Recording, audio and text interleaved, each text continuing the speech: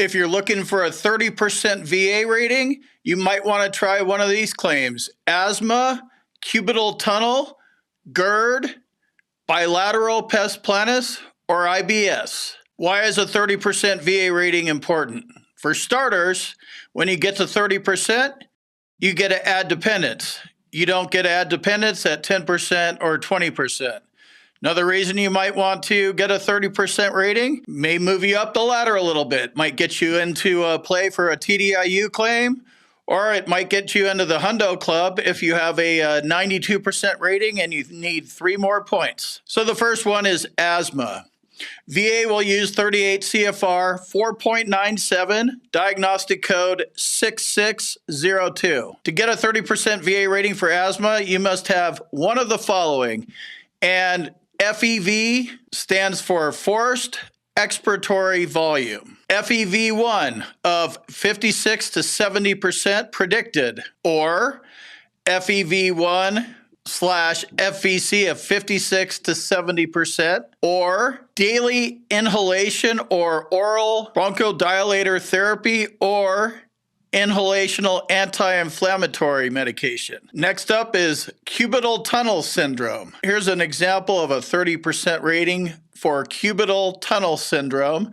This was done on a pre-discharge exam. So doing this right, complaining about it before you get out, this is a nice way to get a 30% rating. VA will use 38 CFR 4.124A, diagnostic code 8616. Cubital tunnel syndrome is rated as ulnar neuritis because it affects your ulnar nerve. Runs right through your elbow here, right?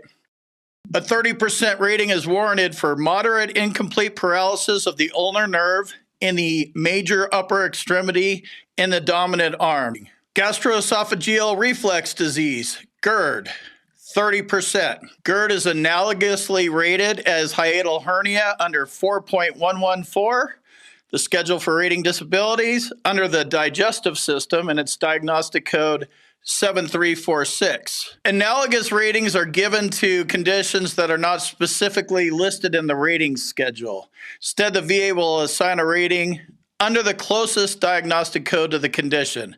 So this is why, if you're researching Gerd and you're like, I wonder why it's hiatal hernia or hernia hiatal, that's why it's an analogous rating. The symptoms for a 30% rating for Gerd are persistently recurrent epigastric distress with dysphagia, pyrosis, and regurgitation, accompanied by substernal or arm or shoulder pain, productive of considerable impairment of health.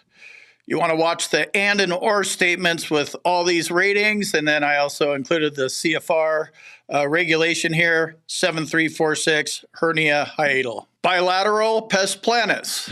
Here we have a 30% rating, service connected for bilateral pes planus, claimed as bilateral flat foot condition. VA will use 38 4.71A, diagnostic code 5276 for bilateral pes planus. Veterans with pronounced unilateral flat feet are rated at 30%.